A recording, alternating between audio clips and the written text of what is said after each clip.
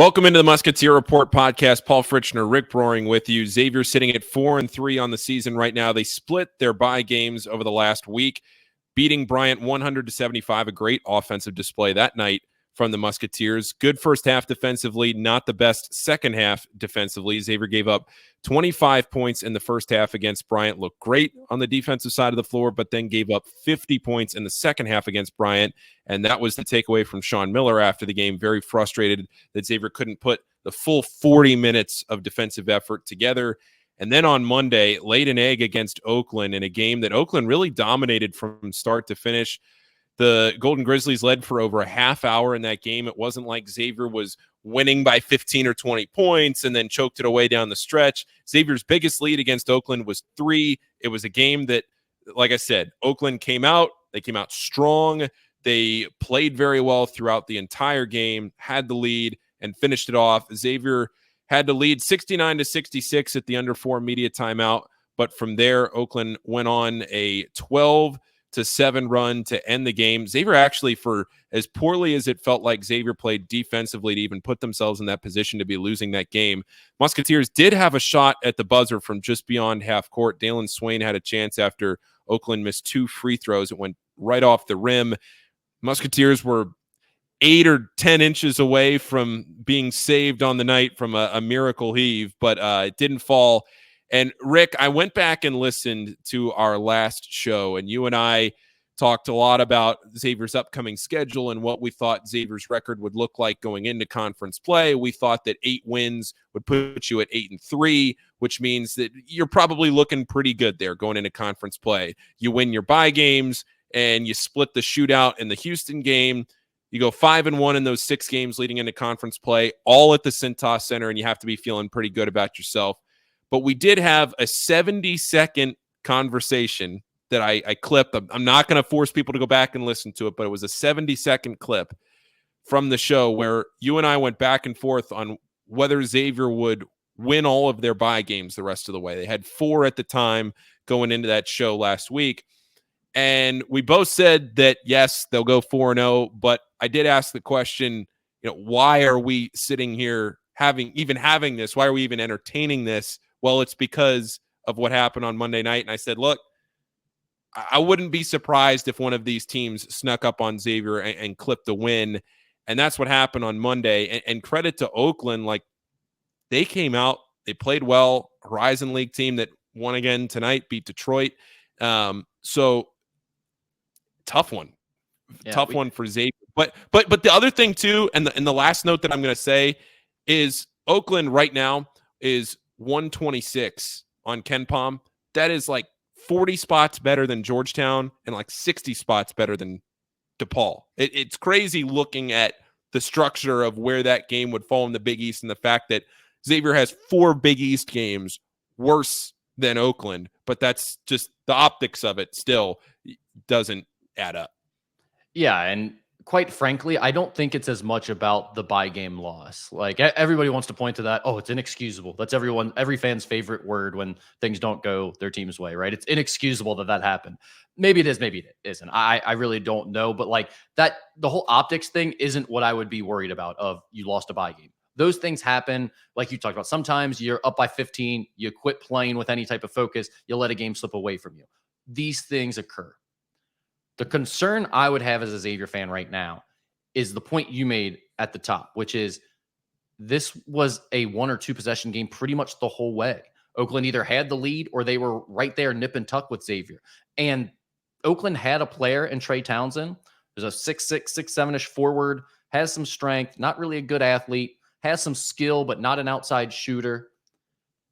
Xavier had 0 answers for him.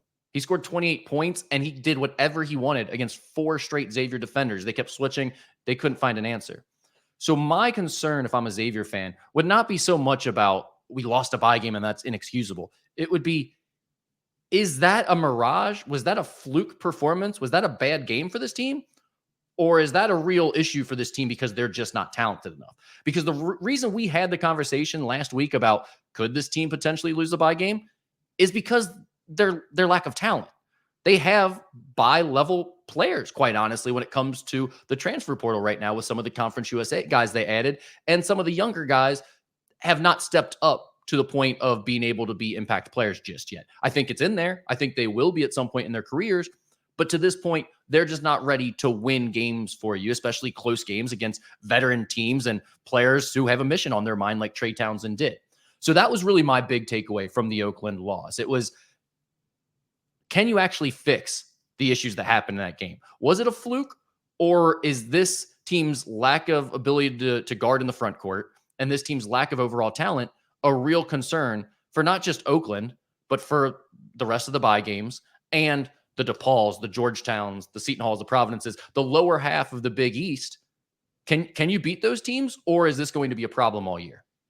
And again, going back to the Oakland game, and not to dwell on this too much, because I think by the time that this podcast comes out on Thursday morning, every single person listening to this will have already digested what happened on Monday night and trying to move on and look ahead to the Houston game. But to put some context into this, this was the third high-level game that Oakland had played this year. They played Ohio State. They played Illinois. They played Drake, too, for what it's worth. That's a top 100 team. But, when you think Drake, they're doing that in their MTE. It's not the same as playing Ohio State and Illinois. They led Ohio State and Illinois with 10 minutes to go in the game. And, in fact, against Illinois, the Fighting Illini needed a 22-8 run in the last 10 minutes to win that game and kind of pull away. And the score was deceiving there. And they led Ohio State with 9 minutes to go.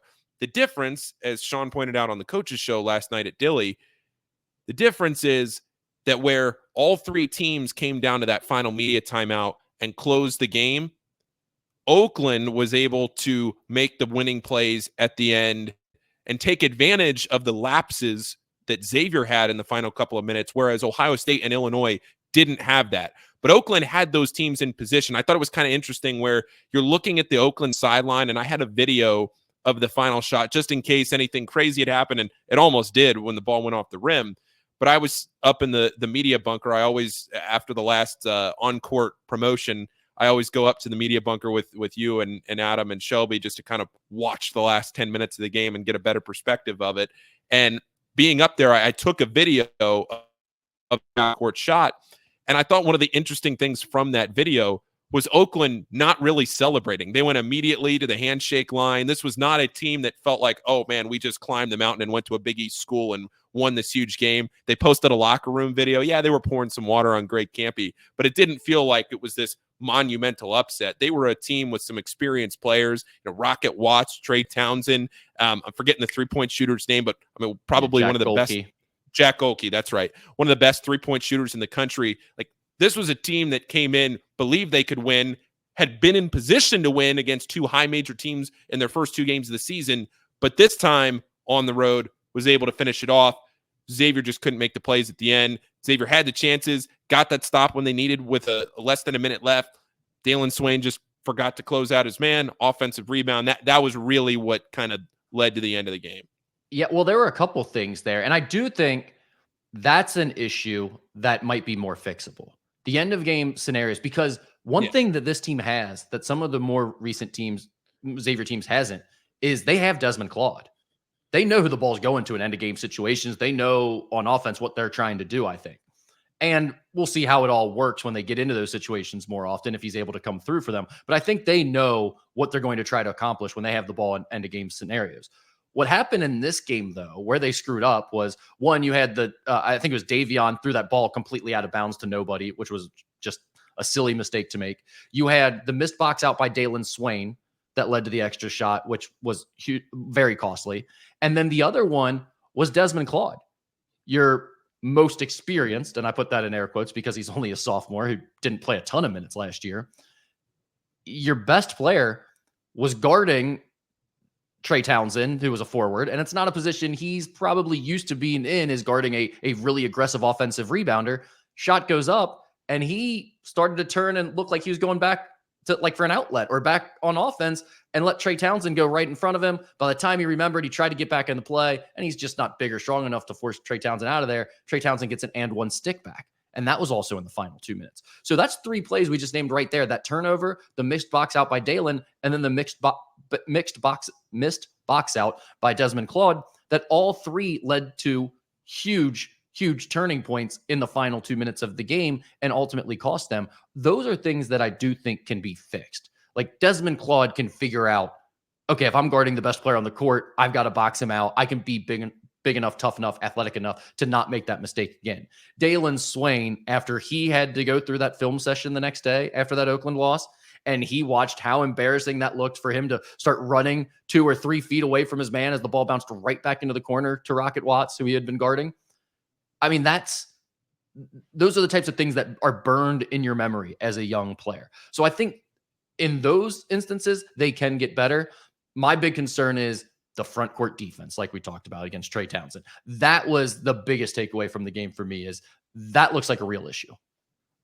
Yeah, and especially going into Big East play where you have Ryan Kalkbrenner, Bryce Hopkins, Donovan Clingan, all these, just to name a few. You could go down the list. Eric Dixon. I could spend this whole show going on about the Big East front court. You're going to have to deal with that in less than a month. Well, like in last year, Xavier, I think Charles Bronson, the great Charles Bronson, posted on the message board that Xavier was second to last in points per possession allowed on post-ups last season. The last place team was Louisville, which is never which is never a position you want to find yourself in, as being one spot above last year's Louisville team. Yeah. And so like last year, though, you had a situation where it's like, yeah, Zach would struggle when he was in there, and Jack Nungy might struggle against the post when he was in there, but you could stagger them with Jerome Hunter and put him at the forward. And now at least Jerome Hunter could guard whoever the best front court player was. And the other front, whether it be Jack or Zach that's staggered with him, can guard whoever their lesser front court player is. And you don't have as big of an issue. This year, I mean, that was, look, I love the Horizon League. I love Oakland. I think they're going to be good this year. But that's 2 Horizon League big men that completely dominated Xavier's front court on that end. It wasn't just Trey Townsend beating Giedis or beating Desmond later on in the game. It was, they were doing the same thing to Abu. They were doing the same thing to Sasha at the center position. And so that's where if you don't have one guy in the front court that can defend someone, if both of your front court spots are a huge weakness on the defensive end, that's where I don't know, like, how do you get better at that? How do you improve from that? And if it's just physical strength and just being incompetent and not being talented enough, can you improve from that? And I genuinely don't have a good answer to that right now. And that's what I'm most curious to watch as we go forward with this Xavier team. And for Abu, you may call me crazy. I didn't think Abu played that badly when he was able to be on the court.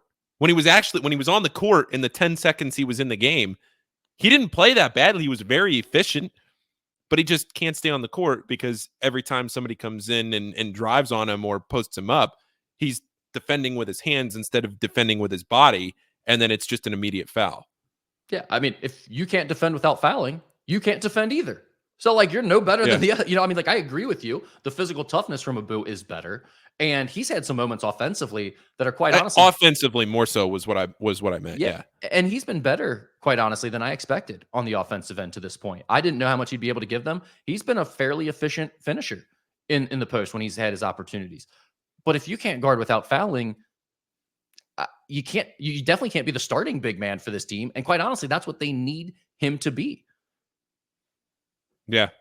So now all of a sudden you look forward and you have Houston coming to town on Friday night.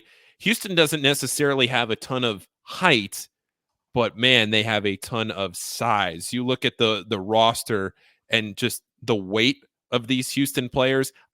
I think it's one player is listed at under 200 pounds. That's Malik Wilson, of players that really see a lot of action. Ryan Elvin also, but he doesn't see very much action at all. I mean, he's a bench player. Ryan has seen, I think, maybe 6 minutes this year. So I'm talking of guys that actually get on the court and play. You're looking at 200, 205, 200, 205, 235, 205, 210, 240, 230. I mean, these are some big guys that are coming to Cintas on Friday. And the Xavier fans that watched the game on Monday night and wanted Xavier to double the post, wanted to trap, wanted to bring the help, wanted to do the things that Sean Miller talked about both after the game And then in his coach's show the next night, saying he was frustrated that, yeah, we didn't make any of those adjustments. We didn't do those. Maybe we should have, but we also haven't practiced them. On one side of the coin, you say, okay, you don't want to put yourself at a disadvantage by trying to do something when you don't know if you can execute it at a point where you can't lose the game. But on the other hand, I always say, if it ain't broke, don't fix it. Well, it was completely broke, and they didn't really try to fix it. And I can see both angles at that, but I know you wrote a whole post on the message board about it too.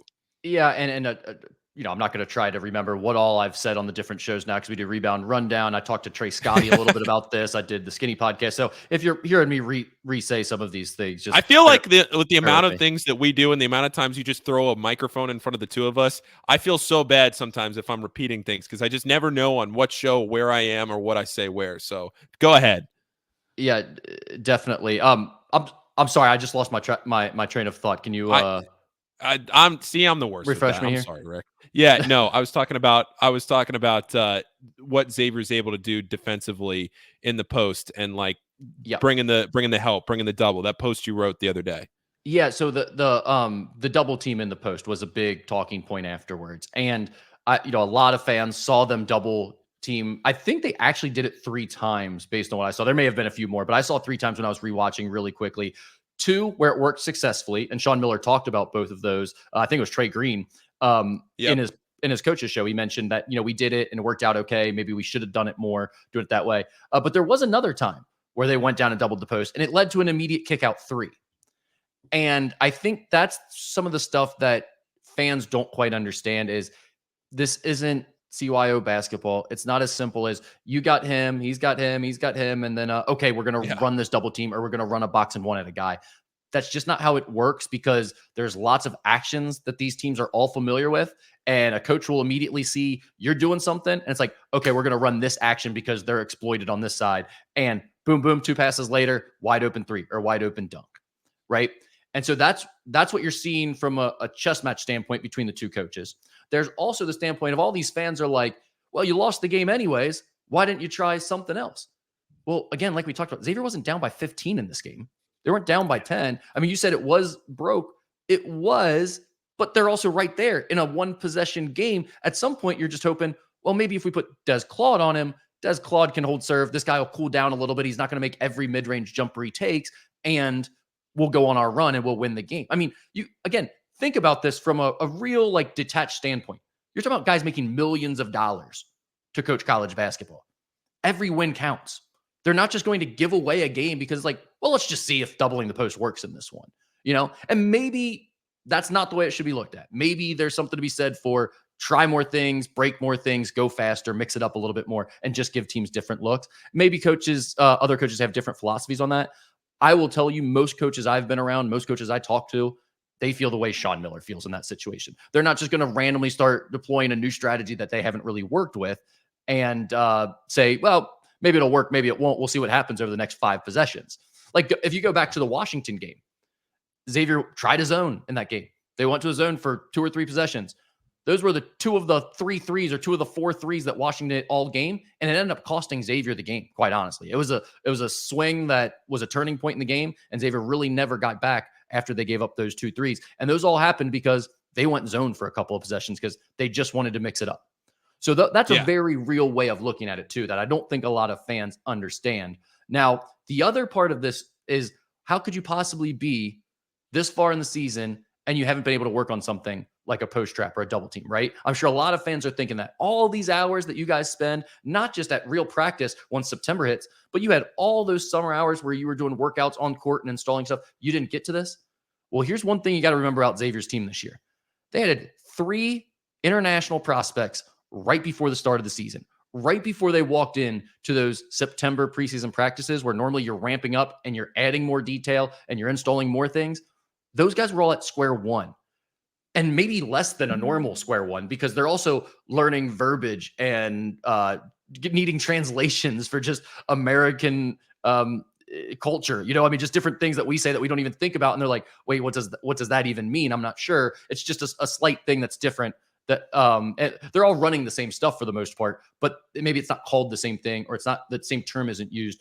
whatever country they came from. So I think that's a real issue with this team's, I don't know if it's an issue, but it's a real concern for this team's makeup in the early going, is that they really haven't had a ton of time to install all of these things. Yeah, and now here you are on November 29th, and you're thinking to yourself, okay, we're 7 games into the season, about to play one of the best teams in the country, the best team in the country by Ken Pom. This Houston team, I don't know if they are, by the metrics they are, but you look at last year's Houston team and you look at this year's Houston team, and they lost a lot, but they're still right there. And now all of a sudden you're going to be thrown in the fire. And whether you want to argue that last year's Houston team was better than this year's Houston team, I think you could probably win that argument. But the computers, they're number one on Ken Pom right now for a reason. And the majority of that reason, Rick, is because teams just straight up are not scoring against them. I mean, the point totals against Houston this year, 31, 50, 48, 49, 66, 55, 44. They have yet to allow more than 66 points in a game. They play low possession games. They grind it out. It's slow. And yeah, they're the number one defensive team in the country. But oh, by the way, they're the 11th best offensive team in the country. It's not like they can't go out there and score a bunch of points either. This is not your Villanova who's going to play at a snail's pace and win a game 50-45 and be content with it. This is a Houston team that can go out and, like, Ken Pom has Houston right now as a 6-point favorite on Friday night, 73-67 projected final score.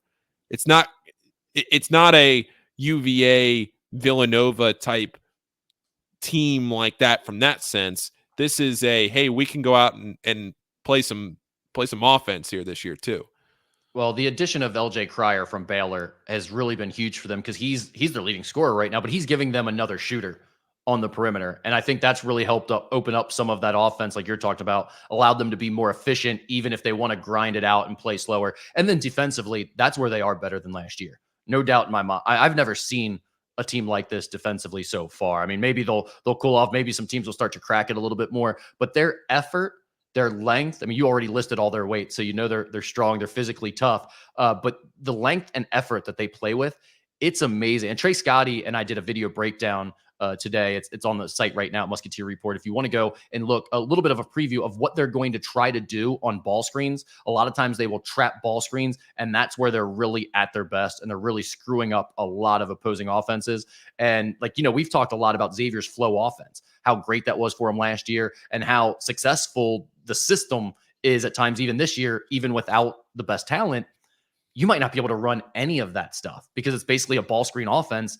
You might not be able to run any of that if they're trapping ball screens, because you may just be like, this is putting us in bad situations. So it'll be very interesting to see how Xavier's able to handle that. Davion McKnight's going to have his handful handling against their pressure. And then Trey Green, when he gets into the game, it's really going to be interesting to see at 5'10" or whatever he is, 5'9", how he deals with all their length and pressure. Yeah. So, and again, it's not to say that Houston over the last few years hasn't scored. I mean, they are the last 3-4 seasons, they've been a top 15 offensive team in the country too. I'm just saying that you see the pace and you see that defensive metric and you think to yourself, oh my God, Rick. Oh my God, Rick. I'm so sorry. I don't mean to distract the show. Oh my God. Do we have a Georgetown loss? Rick, I have been locked into this show the entire time. I look up at the last second. Merrimack misses a free throw. They missed the free throw on purpose, and they had 4 putbacks as time expired and missed them all. Wide open putbacks as time expired to tie the game and send it to overtime. Wide open putbacks, missed them all. Hoyas win by 2. Oh my God, come on, Merrimack. Merrimack blew it. Their bench. What a disaster for Merrimack. Hoyas I expected survived. more of the Warriors. The Warriors were right there. They fought to the end. Executed the missed free throw perfectly. Anyway, okay. Yeah, Houston. You see this metric where their tempo is, in the 330s, 340s, whatever it is. And you're thinking, okay, it's going to be this slow, kind of boring game. And it might be from a Xavier perspective if they can't figure out quite simply how to put the ball in the basket. this is going to be one of the most challenging games that you will watch a Xavier team simply figure out how to score the basketball on Friday night. Yeah, I guess if you're asking me, how does Xavier do it? If we're doing some live show because Xavier happened to pull off the upset of all upsets this season and they beat Houston on Friday night, and we get back online at 1 a.m. or whatever it is to talk to the people live, what are we going to be saying that Xavier did to overcome Houston? That's where I have the most trouble when I look at this game. Is it's like, what can you do against this team that's going to work that you've shown to be able to do already at this point? And it's like, I mean, I don't know from a Xavier perspective. I really don't. It's like Houston, it's, you may want to think, well, okay, maybe you can spread them out a little bit. If they're really pressuring the ball like that, you'll be able to shoot some threes. Buddy, teams are shooting under 28% from three against them. Like, it's just the pressure on the perimeter and how hard they play and how long they are. They cover everything out there. So to answer that question, I'm not real sure. I think it's going to come down to this. You have to play incredible defense, and you have to rebound the ball on the defensive end like there's no tomorrow. If you take care of that, you completely take away their second chance opportunities, and you're just tougher than you've been to this point of the season. You're tough in the paint. Maybe you can find a way to hang in a low-scoring game, and then it just becomes a shootout at the end. You got to make some shots. I think that's the path for Xavier because I don't really see much else that looks like a clear path to victory.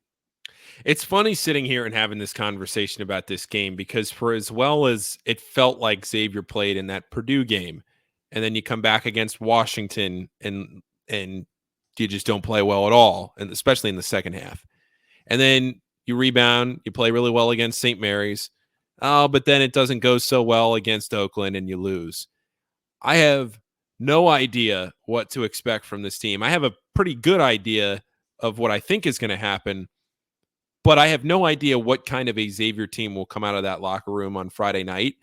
And if we're sitting here at 1 a.m. saying, oh, Xavier won a 63-59 game, made some free throws at the end, and Houston really just went cold in the last 12 minutes, couldn't get a shot to fall. Xavier rebounded well, and, Trey Green hit a couple of threes. Quincy Oliveri got hot from three and hit 4 or 5. Xavier wins, somewhere in the mid to high 60s. Then I'm just buckled in for the season. Whatever happens, and you're just you buckle up and you just ride the roller coaster the rest of the way because who knows? Well, I mean, I think your point is actually a really good one about not knowing which Xavier team you're going to get because this is typical. We all do this with all teams. But even more so maybe with this Xavier team because there is so much variance, there's so much uncertainty around them where it's like, they lose to Purdue by 12. And I saw fans being like, all right, this team's going to be great. This is way better than I expected. That things are going really well. And then the next game, they lose to Washington by 3. And I don't know if they played that much worse in that game. Maybe they did, maybe they didn't. But fans are like, oh no, like this is a disaster. And then you have the St. Mary's game. That's pretty good. St. Mary's was supposed to be good this year. They're not playing well right now, but we'll take it. Maybe this team's better than we thought. Then the Bryant win with 100 points. It's like, all right, this team's rolling. They're going to be geared up for the shootout. And then you have the Oakland game and people are right back to like, oh, this team's terrible. It's going to be a long year. So yeah. I do think the truth is somewhere in between all of that. I do think this team is better than they showed against Oakland. There were legit concerns raised in that game that we already touched on, and we'll keep watching those as we go. But I don't think it's insane to think that like they have a performance against Houston that is similar to the one they had against Purdue. And this game is at home, whereas Purdue was on the road. I mean, you could find yourself in a 5-point game against Houston, I think. I'm not predicting that. I'm not expecting it. But if you do, then don't you feel a whole lot better about this team than you do sitting here tonight coming off a loss to Oakland? If they're within 5 points at the under 4 media timeout, I think you're like, okay, this team is going to be competitive in the Big East. Yeah. And that's the thing, because part of it is wondering what team is going to come out of the locker room as far as toughness, which is kind of a hard thing to digest when it's a Sean Miller coach team, because that's not something that we've ever really had to question before. But because of what he's trying to build and instill in this team, it is something that we have to question this year just because of this roster and who these guys are right now. But the other thing is, we don't know what to expect from a production level on the court of what players are able to stay on the court because of foul trouble, and particularly Abu Usman. If he goes out there and is able to play 29 minutes because he didn't pick up 2 fouls in the first 2 wars of the game, then that changes the whole dynamic of what you're able to do because you're keeping one of your better post players on the court. If he commits 2 fouls in the first war, you're sitting there shaking your head. Yeah. And I mean, quite honestly, I don't think Xavier's winning this game because of their post play. I mean, because of their post play from a toughness and rebounding standpoint, yes. But on the offensive end, it's like you're going to need Desmond Claude to be great. Quincy Oliveri is going to have to make some shots. Maybe Trey Green or Dalen Swain step up like you talked about. That's definitely going to be the case. I don't think you're going to play through your bigs against this Houston team and score a bunch inside, even though, like we talked about, they don't have as much of a traditional post presence. They like to play a smaller lineup. That smaller lineup includes a bunch of dudes who are like 225 pounds and 7-foot wingspans. So yeah, it's not exactly an ideal circumstance. All right, Rick, we've covered a lot of ground here in the last half hour. I think between what we've talked about with the Houston game and what you put up already on the site with Trey Scotty, I don't think there are many stones left unturned on what to expect on Friday at the Cintas Center. Is there anything else, any Black Friday sales, any news in recruiting, anything that we haven't talked about? As I always say, news, notes, and nuggets. Anything here at the end of the show to kind of hit on? Yeah, no, thank you to all the new subscribers who did sign up during the Black Friday, Cyber Monday, whatever, Small Business Saturday sale. I appreciate all of that. All of those promos are done now. That is the best sale we do every year is during that time. So obviously look forward to, we did the video breakdown with Trey Scotty. We're going to be doing some more good stuff with him coming up here soon. But I think really in terms of the recruiting stuff, we're kind of waiting to get, you have this weird situation for next year's class because you potentially have Zach Freemantle and Jerome Hunter coming back next year. And I say potentially only because, I mean, there is some level of uncertainty given these guys' age and the unique circumstances of everything. But right now, the plan is for both of them to be back. So you already have Jonathan Powell committed. You have those two guys. So it's a little bit slow in terms of recruiting news for 2024. They are starting to get into some 2025 guys that they'll have on campus. And we'll continue to cover that as we move closer to the holiday season and some of those visits ramp up. But aside from that, no, I mean, this is just, I think the Houston game is big from a how you feel about this team standpoint going into Big East play. And maybe not Big East play, but going into the rest of this homestand.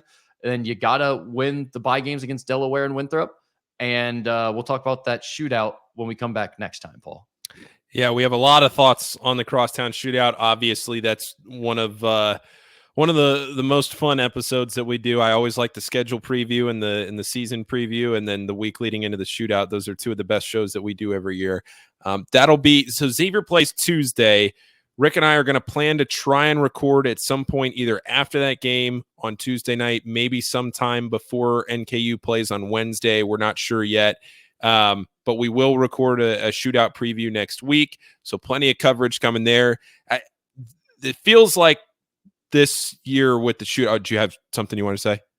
No. Oh, okay. Go ahead with your shootout thought. No, I was just going to say the one thing I would say on tonight's show is just that it feels like the shootout this year, maybe more so in the last 4 or 5 years, that this one's got some juice to it, even though it's not like the teams are ranked. Quite honestly, I don't know if either of these teams are tournament teams, but this one has some juice because there is a more level playing field than there has been in the last 4 years. And I know, I know last year it ended up being a 1 or 2 point game, but that was also a blowout for the vast majority of the game, and Xavier just couldn't close it out. But this year, leading into the game, I don't want to spoil all of next week's episode, but this one has a lot of intrigue to it. I'll tell you what it is. For the first time in however long, UC fans actually think they're going to win.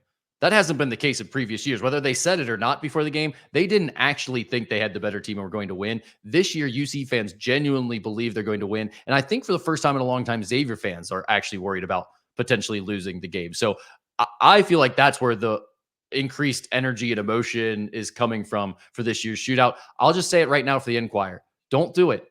Whoever's waiting on that storyline that's going to write that this year is the year that the shootout lost its luster again. Don't do it. This isn't the year to write that column. I promise you. It's going to be one of the more exciting shootouts from a fan perspective. There's going to be way more trash talk this year than there is in typical years, especially if UC actually finds a way to win one. So don't sleep on that Enquirer. Trust me. This is not the year for lost the luster.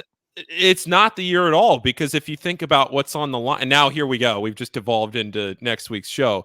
But I mean, hey, it's fine. You pull the string. I'll talk about that game all day long.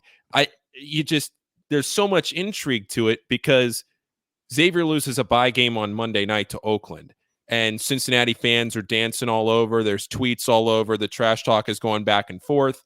And then less than 24 hours later, they almost lose. Now, I don't even think that would have been a bye game because that's a home and home. So I don't even think I don't even think Rothstein could have done the tweet, even though Howard was one of the worst teams that Cincinnati will play this year. That's a home and home. Howard will come back to Fifth Third next year. So now all of a sudden, less than 24 hours later, Cincinnati, they do avoid the upset loss. But whereas I think a lot of Xavier fans probably have watched the first 5 or 6 Cincinnati games, or maybe you haven't. Maybe you don't pay any attention to Cincinnati. I don't know. But I feel like Xavier fans probably do, and you see Aziz Bandago come onto this team and what he does in his first game, and he looks the part and all this, and then you go and you put that performance up against Howard, and now you're thinking, okay, hold on, it's tough to win on the road in college basketball, and oh, by the way, where is that game this year? I mean, if you look at just the 3 biggest factors of this game, the on-court talent, the coaching, and the home court advantage, Xavier has 2 of the 3, but the one that might be the most important, the on-court talent, that one you'd, I guess, at least leave up in the air right now. And I think that's why this game next Saturday, the 9th, has maybe the most intrigue, at least to me, that it's had since 2017, maybe. I don't know. Am I underselling that? Because 18, Cincinnati had a better team. It was a blowout win at UC, and Xavier's won every one since. So am I wrong in saying that? 20, I know the COVID year, that was a close spread, but maybe I'm kind of forgetting the storylines. I'm worthless when it comes to remembering like which specific year was which specific game, unless we're talking about the brawl. That's like the only one that's I can remember instantly. It was like that's the year it happened. So yeah, like you said, we're going to talk plenty more about this game. I won't go any further into it, but let me also add one other thing that I thought was cool this week. A lot of people with the Spotify year in review stuff are tweeting out that they've been listening, Rebound Rundown, Musketeer Report, Skinny Podcast, all of that stuff. I'm going to retweet every one of those. I think that's a great thing that Spotify does from social media perspective. And I think it's really cool that any of you, 1, take the time out to listen to us, but then 2, would also retweet that graphic and show some love. So thank you for all of you that have done that already. I genuinely, it's like one of those cool things where it's a little bit of an uplifting thing to see, oh, you listened to us for 1,000 minutes or whatever this year. It's a pretty cool thing. So thank you for sending those out. Yeah, and I would say the same thing, with the rundown. I know a lot of people listen to the rebound. Right, it's cool when I hear people at Cintas or wherever I am around the city, and somebody comes up and says, "Hey, you get me to work every morning when I'm listening to a 5-minute podcast," and being able to do this with you every week, Rick. It's been a lot of fun and kind of getting to help expand my audience and help you with this show for the last 2. We've been doing this for 2.5 years now. Hard to believe, isn't it? I know. It feels like Tino just went up to the big heaven in the sky. R.I.P. Tino. Just yesterday. R.I.P. But yeah, it's been a good year. Let me ask you this, just a final thought. Do people just not listen to music in December? Why do we get the Spotify Wrapped in the last week of November every year? I assume that so you have enough time to before, because if we get to the holidays, then people aren't going to be tweeting. That's I think it's a good time to get the social media out and share it. That's my guess. So I just don't turn my phone on. I just don't listen to Spotify for the next, because if you look at the year, it's like January to November. December just gets thrown to the wind. December's a great month. December listening doesn't count, Paul, apparently. That doesn't count. That's the rules of podcast. All right. Thanks to everybody for listening. We'll be back next week with a Crosstown Shootout preview and a recap of what happened on Friday and Tuesday. Xavier plays Houston on Friday night. That's at the Cintas Center. That's at 6:30 on FS1. And then Xavier plays against Delaware on Tuesday. That's also at 6:30 on FS1, both home games. Xavier at home until they go back to the Big East. Thanks for listening, everybody. We'll talk to you next time on the Musketeer Report podcast.